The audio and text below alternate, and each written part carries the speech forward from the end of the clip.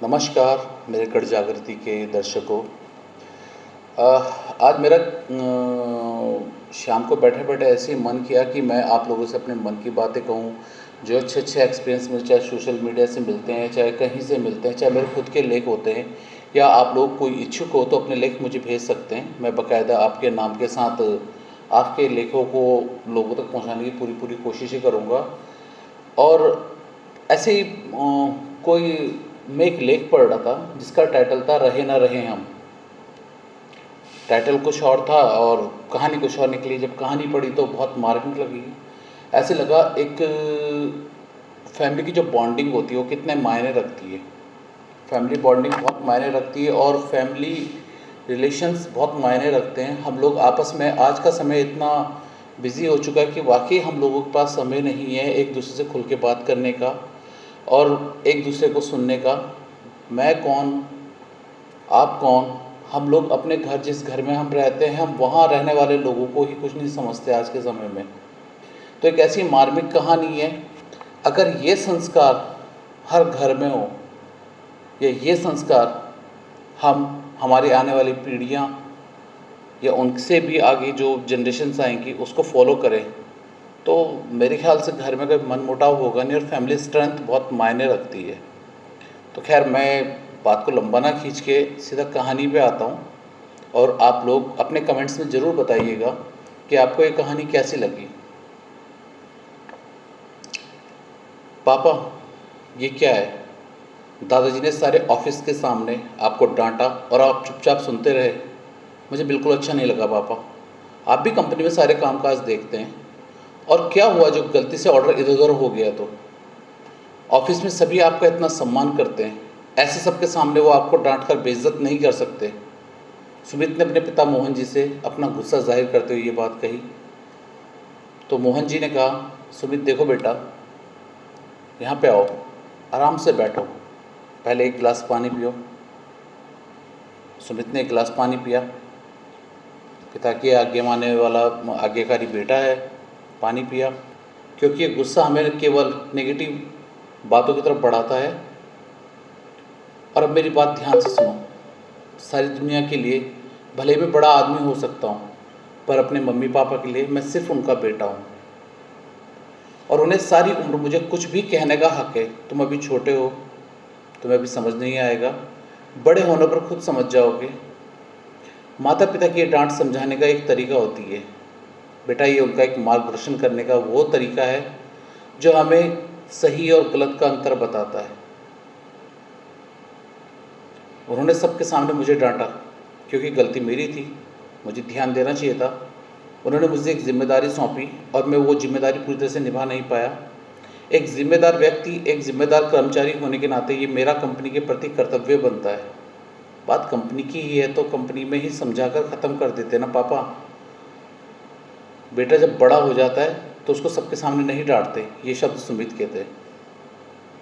मोहनलाल जी ने कहा कि नहीं बेटा, वो मेरे पिता हैं, मेरे जन्मदाता हैं।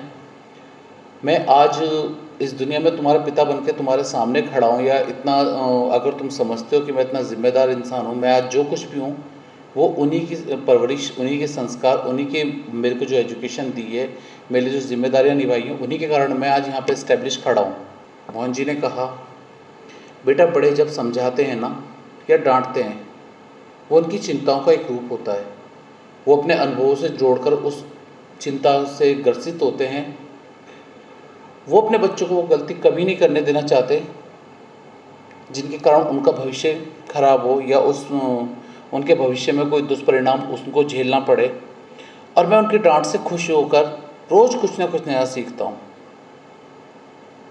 सुमित, जानते हो बेटा, जब वो मुझे डांटते हैं ना तो मुझे मेरे बचपन से एक बार फिर मुलाकात हो जाती है, जैसे मुझे मेरे बचपन में डांटते थे, समझाते थे। मोहन जी ने बेटे के कंधे पे हाथ रखकर उसको समझाते हुए ये बात कही। सुमित पापा की बात सुनकर थोड़ा सा शर्मिंदा सा बैठा था। मोहन जी मुस्कुराकर बाहर की ओर चलने को हुए। फिर कुछ ठहरे, वापस लौट के आए। सुमित के कंधे पर एक बार फिर से हाथ रखते बोला, हाँ एक बात और है बेटा, कोई तुम्हारे पिता को कुछ कहे तुम्हें अच्छा लगता है, हाँ या ना? सुमित ने बड़े ठहराव के साथ कहा कि नहीं पापा, मुझे अच्छा नहीं लगता है कि मेरे पापा के लिए कोई कुछ बोले। तो मोहन जी ने मुस्कुराते हुए एक जवाब दिया, तो बेटा जी, कोई मेरे पिताजी को अगर कुछ कहे तो मुझे भी अच्छा नहीं लगता, कहकर सुमित के सर में बालों पे उंगलियां फिराते हुए सराहने लगे और प्यार भरी मुस्कुराहट देकर एक उचित मार्गदर्शन करते हुए उस कमरे से बाहर निकल गए। वहीं दूसरे कमरे में बैठे मोहन जी के बुजुर्ग पिताजी अपनी आंखों में खुशी के आंसुओं को पोंछते हुए मुस्कुराए। उन्हें भी अपनी परवरिश पर और अपने बेटे को दिए संस्कारों पर बड़ा गर्व महसूस हुआ। होता है अक्सर, मुझसे भी गलतियां होती हैं, हमारे बच्चों से भी होती हैं। मुझसे गलती होती है कि कई बार मैं अपना ही किस्सा बताऊं तो मैं अपनी मम्मा से ज़्यादा अटैच था और आज भी हूँ। पापा के साथ बॉन्डिंग एवरेज थी। कई बार वो टोकते हैं, एक बात को 10 बार बोलते हैं, थोड़ा सा उस टाइम पे परेशानी होती है कि यार पापा कर दूंगा ना, अभी कर दूंगा। फिर मैं कभी कभी सोचता हूँ कि जिस दौर पे वो हैं, मैंने उनकी उम्र पे जाना है, उन्होंने मेरी उम्र पे नहीं आना है। आप सबको, सारी जनरेशन्स को, मुझसे भी गलतियाँ हुई हैं। मैं ये नहीं कहूँगा कि मैं कोई बहुत अच्छा करता हूँगा या कुछ, पर एक मर्यादा होती है। मर्यादा के अंदर आप बड़ी से बड़ी बात कह सकते हैं। आपका और उनके जनरेशन में एक गैप है, आप उनको सुने, फिर अपनी बात कहें। लगे कि अगर किसी एक की बात रखनी है तो यकीन मानिए आपके माँ बाप की बात गलत नहीं होगी।